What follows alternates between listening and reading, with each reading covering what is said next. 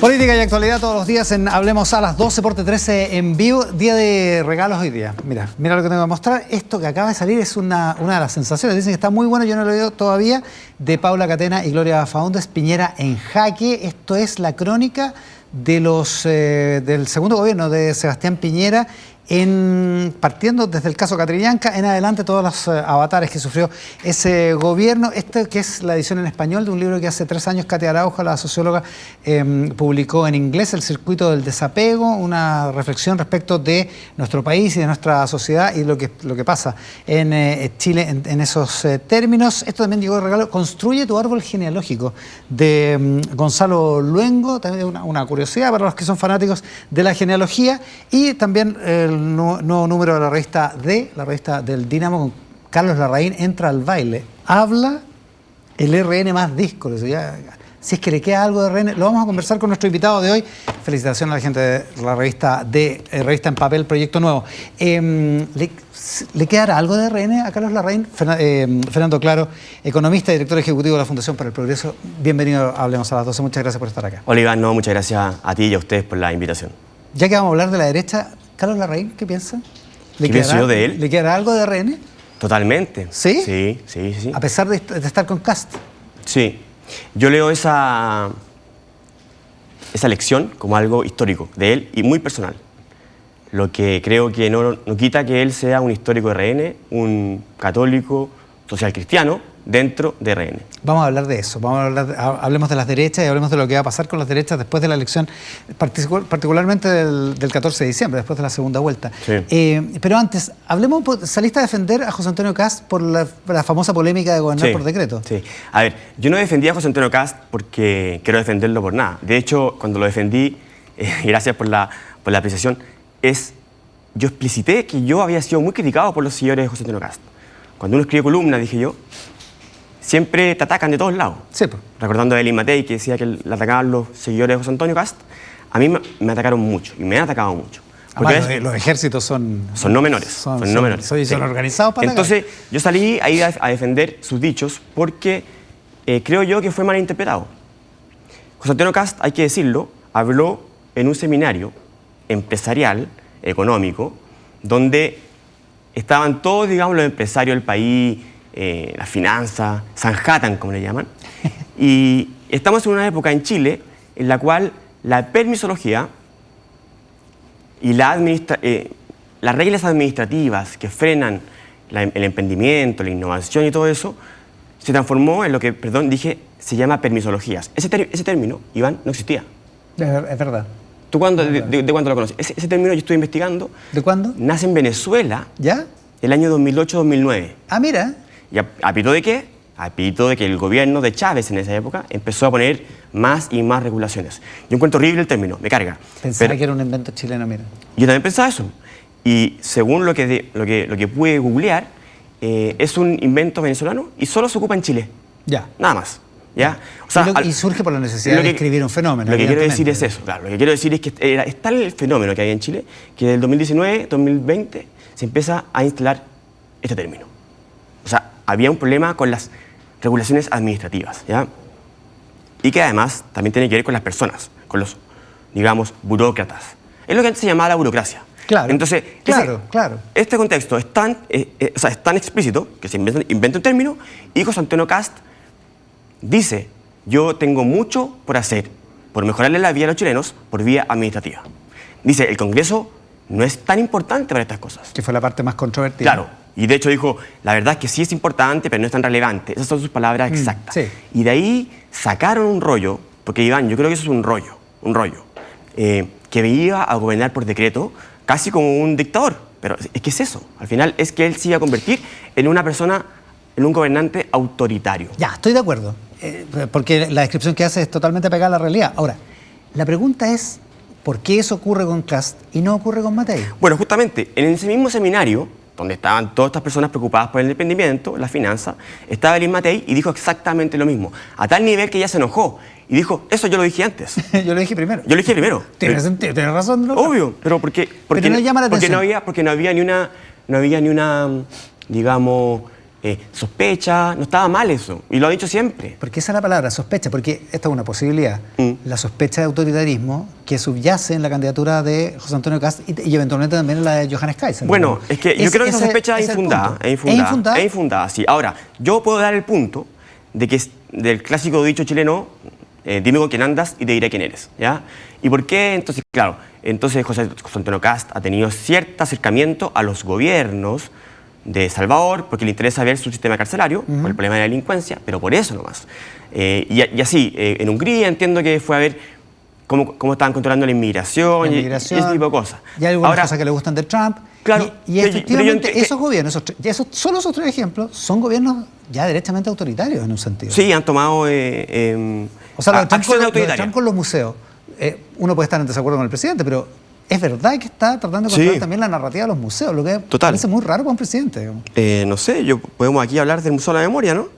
Ya, pero eso es un museo. Bueno, pero el gobierno chileno está bien molesto con lo que ocurre ahí y acuérdate de un ministro que fue defenestrado completamente de manera injusta por un dicho que había dicho un libro, fue mal interpretado también.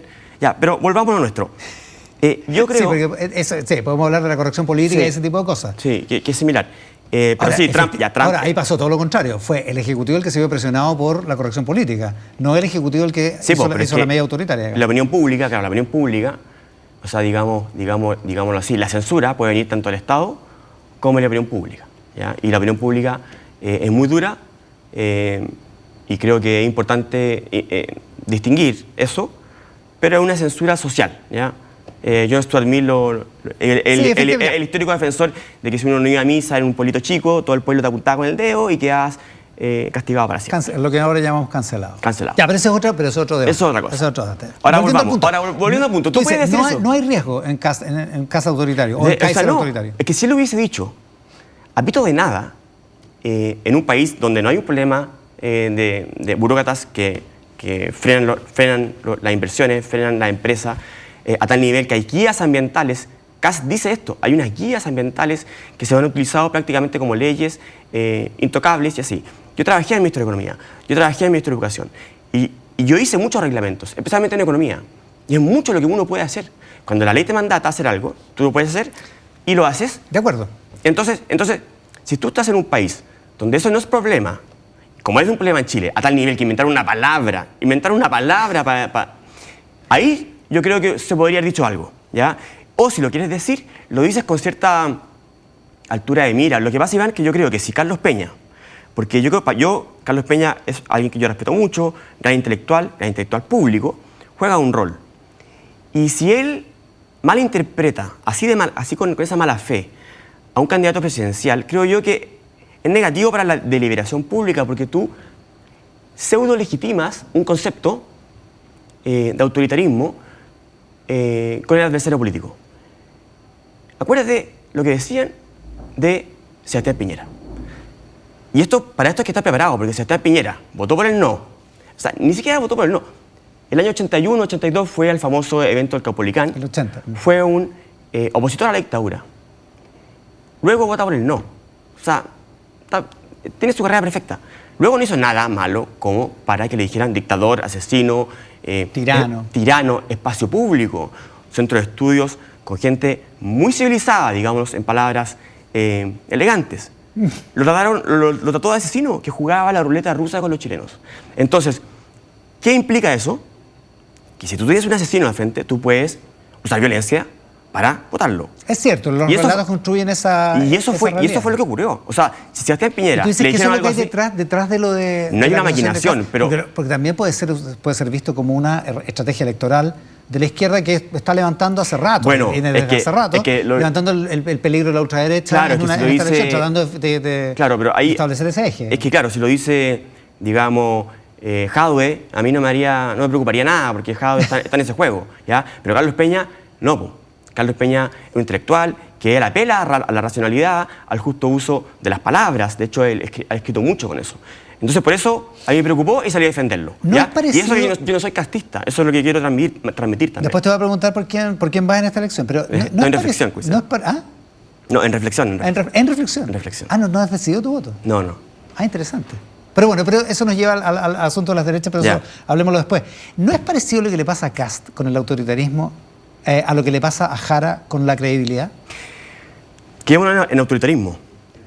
El estratega número 1 de Jara, Daniel Núñez, senador comunista, dijo literalmente lo que a Carlos Peña le preocupaba. Él dijo, si el Congreso, digamos, las élites, esta democracia burguesa, me frena mis proyectos como presidente, digamos, como nosotros como coalición, tenemos que buscar fórmulas constitucionales para gobernar por decreto. Lo dijo literal. Ya se hizo en la Unidad Popular, digamos. Ya se hizo en la Unidad Popular, y esos son los requisitos legales, pero esa apelación a la cual hace Núñez es lo que le preocupa a Carlos Peña y a los sustitutos políticos que se llaman nuevo autoritarismo, que fuerzan. O sea, tú lo que ves ahí en esa interpretación es mala fe. No es que esté rascando eso en mala fe respecto de Kast. Sí, vos. No es que esté rascando en una cosa que es un flanco para José Antonio Kast, que es el tema del autoritarismo, el tema de... En fin. No, yo creo que no. Él habló en un contexto en el cual era claro lo que estaba diciendo. O sea, Edwards, que estaba ahí, era uno de los anfitriones, dijo, José Antonio Kast no dijo lo que dicen que dijo. Ese es mi punto. Y tú volviendo al problema de Jara, Kast, es una simetría en el juicio de las personas. ¿Por qué? Porque con Jara, cuyo mano derecha dice que quiere hacer eso justamente, literalmente, sin matices, no le dicen nada. Porque por la razón que sea, nadie sospecha que Jara vaya a intentar un gobierno autoritario. Eso es injusto. ¿Por qué con Kast sí? O sea, si la mano derecha de Jara dice que lo va a hacer, ¿por qué nadie salta? Y un segundo. Y además la ideología comunista, esto es muy... A ver, yo soy, digamos, pseudo joven, y cuando nos hablaban... ¿Qué significa pseudo joven? No sé. Yo en la dictadura, 41 años, parezco más joven. Pero, muy joven. Pero, sí, en realidad parece más joven. Pero cuando uno... Yo no voté en el sí y el no voté por Lavín y Lago. Yo cumplí 18 al 2002. Ah, ya, votaste para Lavín, Lagos, Piñera. O sea, Lavín, Bachelet, Piñera. Exacto. Entonces, el 2005, claro. Entonces, esto del comunismo era como un fantasma que a nadie le importaba, ¿ya? Sin embargo, se ha tornado cada vez más real. Y hablar del comunismo suena como a los abuelos, a unos tíos que están espantados con estos dichos. Pero lo siento, pero es real. Es una ideología, Iván. ¿Y tú realmente crees que hay un riesgo autoritario en el Partido Comunista chileno? Pero completamente. O sea, ¿cómo no? Mira, yo pongo un ejemplo. Ahora está de moda Bolivia. Otro ejemplo. ¿Ya? Bolivia está de moda, ¿cierto? De hecho, hoy día en la mañana ayer en la mañana. Ayer en la mañana fue el candidato que va a la segunda vuelta. Sí. Paz, con Quiroga. Paz, sí. Ya. Y están todos felices porque en Bolivia se acaba el gobierno del MAS. Al fin. Evo Morales, que hizo lo que han hecho todos los socialistas en Latinoamérica. Llega al gobierno en 2005, lo mismo que hizo Chávez en Venezuela, lo mismo que hicieron los Kirchner, lo mismo que hizo Correa en Ecuador. Llegan al gobierno, se gastan toda la plata que tienen disponible, suben la encuesta, agarran fama y empiezan a modificar todos los mecanismos, todo el aparataje. Buscando la reelección indefinida. La reelección y copan todo lo que pueden copar el Estado. Bueno, lo mismo que está haciendo Bukele, digamos. Lo mismo, sí, obvio, pésimo. Él es de izquierda y está considerado derecho hoy día. Él tiene su historia de izquierda. Eso también es bueno recalcarlo. Sí. Y entonces, ¿qué hizo Evo Morales en esos 20 años? Destruir un país. Y están todos celebrando que se va, ¿cierto? Tú sabes por qué, o sea, tú sabes, pero ¿tú recuerdas cuándo ascendió Evo Morales? ¿Qué año ascendió? Sí. El 2005. Asume. Sí. Pero Evo Morales, el 2003, era un candidato inexistente. Era un candidato 3 años antes. Él era un candidato que marcaba 3, 4%. A nadie le importaba. Cocalero le llamaban, estaba ahí con una comunidad indígena. Y de repente, de un segundo a otro, el embajador de Estados Unidos en Bolivia dijo, ustedes van a votar por el cocalero, entonces ustedes van a hacer, en el fondo, permitir que las drogas entren a Bolivia gratis. Es un peligro. Ese candidato lo apuntó con el dedo. Alguien que nadie conocía. Bueno, explotó en la encuesta. Mejor favor, digamos. Explotó en la encuesta y salió tercero apenas. Casi pasó segunda vuelta y luego se hace famoso y gana. ¿Sabes quién es ese embajador de Estados Unidos en Bolivia? Fue reconocido como espía de Cuba desde el año 80. Fue una operación de Cuba, del Partido Comunista, para que Evo Morales saliera presidente. Es una cuestión sabida, está reconocido. Fue el 2023 reconocido como espía. Él estaba en Miami. Había tenido una vida de espía comunista por años infiltrado en el gobierno de Estados Unidos. Entonces, ¿por qué digo esto? Porque esa imagen es una película de ciencia ficción, diría uno. Sí, que nadie creería, pero eso es real. Eso es real. Y entonces por eso uno habla de comunismo y te dicen, ya, tienes unos fantasmas extraños, pero tanto no es así que llega un espía de Cuba a meterse en el gobierno de Estados Unidos, uno diría que es imposible, y saca un presidente electo en Bolivia. ¿Cómo llegamos a esto? No sé, pero estábamos hablando de la credibilidad de Jara y de la posibilidad de autoridad del Partido Comunista, pero nos tenemos que ir al corte. Pero dejamos pendiente, reservado hace mucho rato, el tema de las derechas, para volver a hablar de José Antonio Kast y también de Evelyn Matei y de lo que va a pasar en la próxima elección. Estamos con Fernando Claro, economista, director ejecutivo de la Fundación para el Progreso, en esta edición de Hablemos a las 12. Política y actualidad por T3 en vivo todos los días. La pausa y volvemos.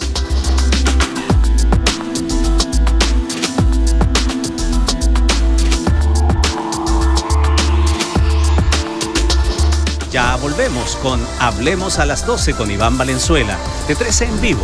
Noticias siempre. Agosto en 13 Rec viene recargado de sorpresas. El esperado estreno de Avivando la Nueva Ola, la primera serie documental que recorre los orígenes, el auge y el impacto de la nueva ola chilena. Y en agosto también tenemos un nuevo ciclo de biografías que presenta a grandes figuras del espectáculo a través del asombroso archivo de Canal 13. Solo en 13 Rec, el ayer y el hoy juntos. Envíos gratis en miles de productos con Mercado Libre. Compras hoy y recibes hoy.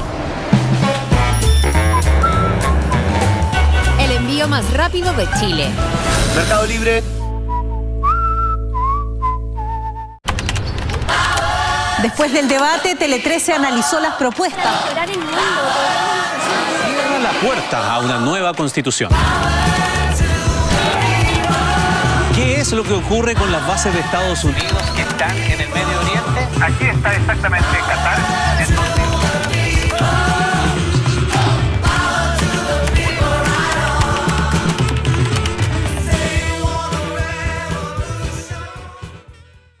Una nueva e íntima manera de sentir la música. Nelson Laplagne nos invita a su departamento a vivir el jazz, entre conversaciones e improvisación. No te pierdas Depto 401, solo en 3cc. En Hay que Decirlo, cumplimos un año de entretención con el mejor panel. ¡Que lo cumpla! ¡Aquí se celebra! Las mejores papitas del espectáculo y mucha risa. Y elegimos a los mejores del año en los Hay que Decirlo Awards. Gracias por preferirnos y vamos por más. Hay que decirlo. Hay que decirlo, lunes a viernes, después de La Tarde es Nuestra, por el 13 y 13 Go. En nuestro estudio tenemos a Don Coco Legrand. La leyenda del humor que marcó épocas y generaciones. Llegué con humor y también con amor. Nunca luché por dividir a este pueblo. De esa generación soy yo. Dice adiós a los escenarios. Terminar de buena forma. Tal vez porque quiero ser recordado. En un documental que recorre 60 años de risas. Agradecerte por todo lo que nos ha inspirado a mí, a los que vienen más atrás. Así que muchas gracias. Realmente. El gran Coco Legrand. Estreno septiembre por el 13. Hiciste clic, compraste y no es lo que esperabas. Te devolvemos tu dinero. Y es mucho más fácil devolver sin ninguna preocupación. Personas y tecnología en perfecta armonía. Mercado Libre. Sigue con Hablemos a las 12 con Iván Valenzuela. T13 en vivo. Noticias siempre.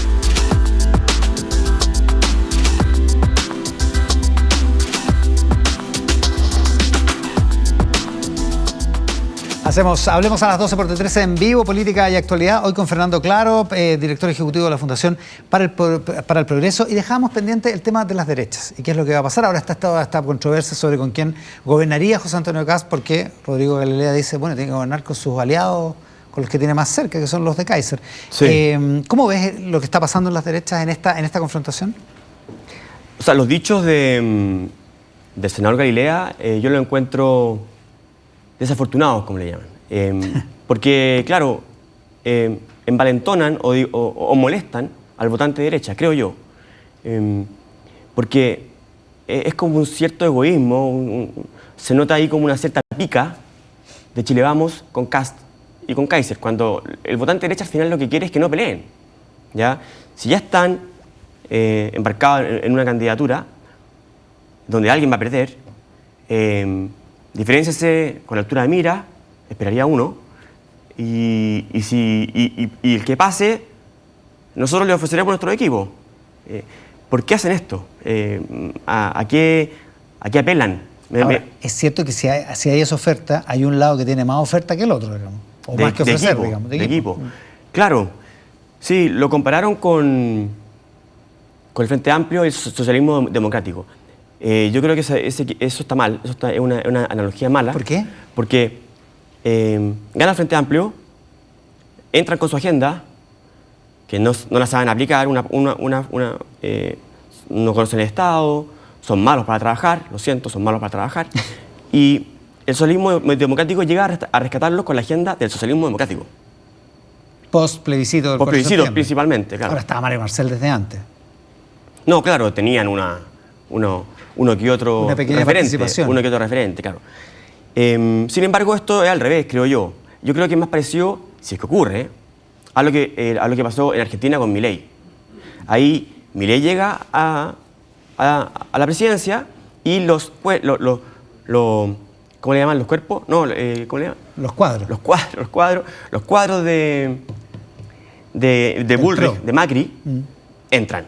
Porque Bullrich era su contendora, en el fondo. Pero entran con la agenda de Milei, ¿ya? Lo que pasaría con José Antonio Kast sería algo similar. Gana José Antonio Kast, que yo creo que va a ganar, al menos hasta que no pase algo, y los cuadros de Chile Vamos entrarían, pero con la agenda de José Antonio Kast y los republicanos. Ya, pero desde el punto de vista de la estrategia electoral, ¿no te hace sentido? O sea, algo tiene que decir el equipo de Kast, perdón, el equipo de Matei, para marcar que hace una diferencia votar por ella que votar por Kast, digamos. Bueno, que lo digan, que nosotros tenemos grandes equipos, que tenemos grandes profesionales, tenemos experiencia, pero que no digan, oye, si gana Kast yo no voy a trabajar con ellos, que se busquen gente donde quieran. Que se busquen esos cuadros. Esos cuadros, claro, que ellos no tienen cuadros, nosotros sí, y que busquen con su aliado Johannes Kaiser. Eso es una mala energía a la derecha y los votantes se molestan y dicen, ¿sabéis qué? Ya, Chile Vamos me tiene hasta acá. Fuera. Puede terminar favoreciendo a Kast. Yo creo que esa declaración, esa actitud, favorece a Kast. ¿Qué rol juega Kaiser en todo en este tinglado? ¿Lo ves con un rol o lo ves como un candidato marginal? Un candidato marginal. No, yo creo que juega un rol en un público que yo creo que no se va a mover mucho de él. Es súper firme. Su época peak, que fue en el verano, pasó porque fue novedad. Pero yo creo que está entregado un poco a lo que él está representando.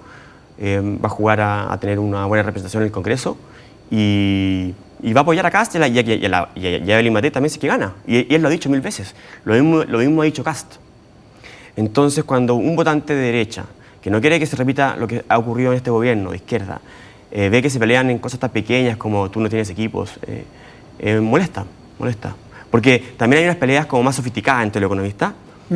La gente, yo creo que eso no llega. No engancha, sí, no, eso es pura elite. Eso es pura elite. Sí. Ahora, dicho eso, desde el punto de vista político, ¿qué pasará después de la primera vuelta? Hay que ver el resultado de la parlamentaria, por cierto, no solo el resultado de la presidencial, pero ¿qué va a pasar después? ¿Podrían converger todos estos grupos en un solo movimiento? ¿Lo ves posible? ¿Tú dices como en el largo plazo? Claro, o como para un gobierno de José Antonio Kast. No, yo creo que de todas maneras. Pero si la UDI es lo mismo que republicano. RN tiene diferentes alas, porque sabemos que viene enredado, Carlos Larraín de por medio. Está todo ahí, hay mucha mezcla, pero... Claro, pero el tronco UDI republicano es el mismo. Es el mismo, yo creo que de todas maneras... ¿La UDI debería terminar con republicanos? Yo he sostenido eso, sí. ¿Sí? Sí, eso yo creo desde el principio. O sea, que se desarme Chile Vamos, por decirlo así. Claro. Y se quede por un lado y por el otro. Claro, y que quede un partido liberal, digamos, de Evópolis y RN. Y que RN también se separe y se vayan con la UDI republicano, que sincero. El ala más conservadora de RN. Claro, ahí lo que está ocurriendo es que hay una historia, una maquinaria que es muy difícil, de la cual es difícil liberarse. En el caso de RN particularmente, porque tienen la banca más grande, o sea, hoy son el partido más grande. Claro, ahora Evópolis también ha dicho que no quiere gobernar con José Antonio Kast. Yo creo que también son peleas muy elitistas y Bueno, y quizás pueden no entrar a gobernar, pero pueden votar por ellos, como hicieron la última vez. Ahora, un votante de Bópoli, efectivamente, le debe sonar raro gobernar con Kast. Gobernar, sí, pero no votar por Kast. Ya lo hicieron. Por eso, claro. Bueno, algunos, digamos. Sí, bueno, sí, unos dijeron que no, Ignacio Verón dijo que no, pero yo creo que es consecuente, si tú eres liberal, votar por José Antonio Kast frente al comunismo, volviendo al tema anterior. No me hagas lo de los fenicios.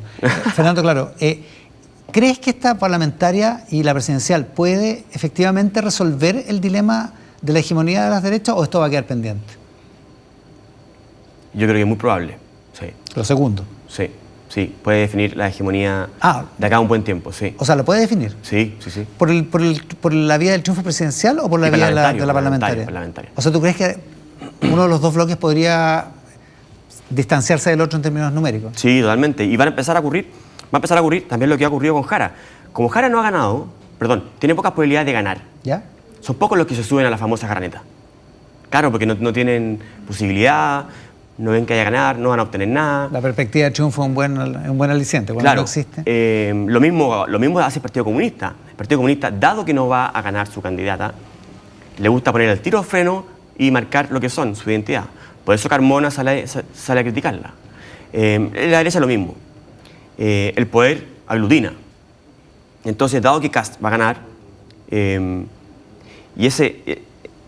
que obtienen una buena bancada parlamentaria y tienen un buen gobierno de emergencia, como le está llamando, en un principio, puede mover a mucho UDI, como estábamos hablando recién, al gobierno. Y ahí podría haber identificarse, un reordenamiento. Claro. Claro, y eso significaría el dominio. Eso sí.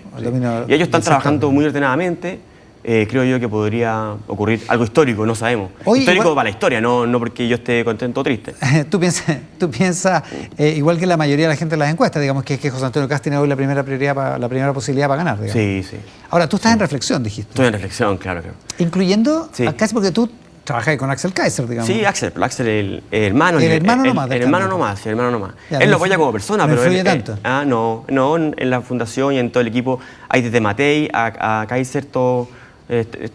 El libre. ¿Y en tu reflexión está cualquiera de los 8 candidatos? No, claro. Ya, nunca tanto. No, claro. Pero cualquiera de los 3. A mí, yo ideológicamente soy mucho más cercano a Matei, porque ella es liberal. Pero sin embargo, creo que está, digamos, un poco débil en su candidatura, un poco clara en su voluntad de llevar adelante reformas que el país necesita. Yo en verdad creo que estamos en un punto de inflexión en el país. O sea, el crimen organizado está cooptando ya no solo barrios, sino que instituciones. Entonces, si tú no actúas fuerte, si tú no eres fuerte en la Araucanía, donde hay terrorismo y donde 5 años no había terrorismo porque era incorrecto decir que había terrorismo. Nosotros en la Fundación decimos que hay terrorismo ahí desde que nacimos nomás. No hemos cambiado un ápice. Y el país se fue en esta deriva peligrosa. Y hay que tomar acciones duras, van a ser duras. No veo a Chile Vamos con la voluntad de hacer esos cambios radicales que necesita el país. Desgraciadamente, porque yo soy mucho más ideológicamente cercano a ellos. La reforma de pensiones, para mí, fue una muy mala reforma de pensiones. Por ejemplo, sí. ¿Por qué? Porque, bueno, era mucho más simple subir la cotización, que fuera todo a la cotización individual, y a los jubilados actuales había que llevarlos con recursos del país, no con los recursos míos y de todos los chilenos, de ese préstamo extraño que tenemos que prestarle nosotros, los trabajadores, al Estado, para que él lo use como quiera. Eso a mí me parece completamente malo. ¿Para qué decir las otras cosas de licitación de stocks y todas esas cosas? Yo estudié economía, tengo una opinión más sofisticada de eso, pero es muy complicado, ¿no? No nos metamos en eso. Ya hablamos suficiente de la reforma de pensiones. No contigo, sino que durante muchos capítulos de este programa. Sí. Lo último, tú dices, yo me identifico más con el pensamiento liberal. ¿Existe la posibilidad de un partido liberal realmente? Mira, es un problema histórico endógeno de los liberales. Los liberales son personas no tan apasionadas por, digamos, lo político, por ir a batallar. Claro. Y eso implica siempre un problema en cuanto a participación política. Sin embargo, yo creo que las ideas liberales están entremetidas en todos los partidos, especialmente de derecha, hay que decirlo, y por lo tanto siempre hay que estar ahí dentro. Y hoy día Evópolis representa mejor el liberalismo dentro del espectro que existe en Chile, al menos. Ahora, después de esto, capaz que no existe Evópolis y capaz que no existe la posibilidad de un partido liberal. Siempre van a haber células liberales dentro de algunos representantes. Aprovecho de pasar el dato a todos quienes nos escuchan que en la Fundación tenemos abiertas las postulaciones a la Academia Liberal, ¿ya? Para todos los jóvenes de 16 de 16 a 30 años, ellos pueden ir, postular y estar 3 meses estudiando con Jorge Gómez, Axel Kaiser, Mara Cedini y diferentes intelectuales públicos que les van a enseñar qué es el liberalismo. Así que es importante... En la Fundación para el Progreso. En la Fundación para el Progreso, en todo Chile en todo caso, en nuestra oficina en Valparaíso, Concepción y Valdivia. El aviso completo. Sí, ya. Incluso online tenemos el curso. Fernando, muchas gracias por estar con nosotros. Gracias, Iván. Fernando Claro, como se ha visto, es director ejecutivo de la Fundación para el Progreso. En este capítulo de Hablemos a las 12, conversando de actualidad y política con nosotros por T13 en vivo. Aquí siguen las noticias después de la pausa. Muchas gracias por estar ahí.